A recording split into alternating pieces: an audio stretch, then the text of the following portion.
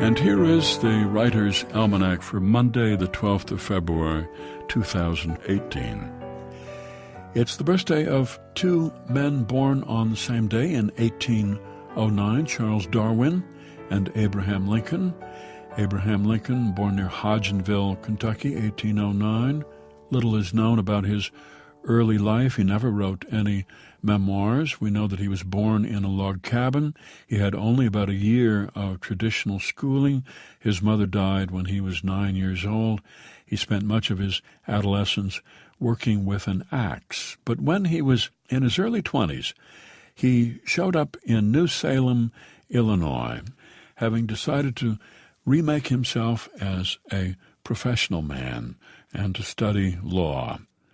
Charles Darwin, born Shrewsbury, Shropshire, England, 1809 on this day, took his famous voyage to South America when he was only 22, bringing with him a book called Principles of Geology by Charles Lyell, which suggested that the Earth was millions of years old.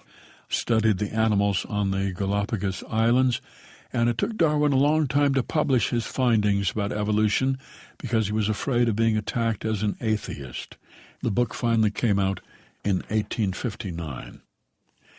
It's the birthday of the poet and editor Deborah Garrison, born Ann Arbor, Michigan, 1965, graduated from Brown, married her high school sweetheart, joined the staff of The New Yorker. Her first poetry collection, A Working Girl Can't Win, published in 1998, sold over 30,000 copies, a lot for a book of poetry.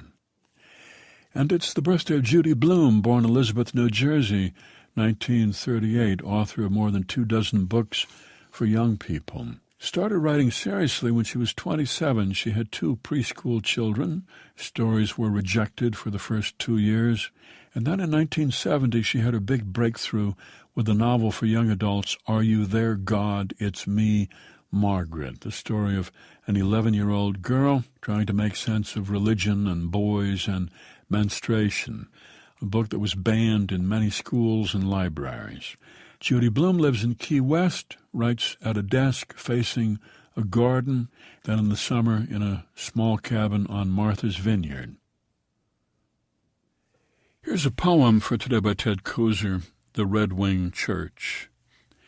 There's a tractor in the doorway of a church in Red Wing, Nebraska, in a coat of mud and straw that drags the floor. A broken plow sprawls beggar-like behind it on some planks that make a sort of roadway up the steps. The steeple's gone. A black tar paper scar that lightning might have made replaces it. They've taken it down to change the house of God to Homer Johnson's barn, but it's still a church with clumps of tiger lilies in the grass and one of those box-like glassed-in signs that give the sermon's topic, reading now a bird's nest and a little broken glass. The good works of the Lord are all around. The steeple top is standing in a garden just up the alley. It's a hen house now. Fat leghorns gossip at its crowded door. Pews stretch on porches up and down the street. The stained glass windows style the mayor's house. And the bells atop the firehouse in the square. The cross is only God knows where. The Red Wing Church by Ted Kooser, from Sure Signs, new and selected poems published by University of Pittsburgh Press and used by permission here on the Writer's Almanac. Supported by the Poetry Foundation, you can turn your iPhone or Android into a virtual poetry library with the Poetry Foundation's Poetry app, available to everyone online at poetryfoundation.org/mobile. And by Grove Press, publishers of The Big Seven by Jim Harrison, the story of a hapless detective up against a family of outlaws and his struggle to come to grips with the 7 deadly sins, in bookstores everywhere. Produced by Joy Biles, assisted by Kathy Roach. Be well, do good work, and keep in touch.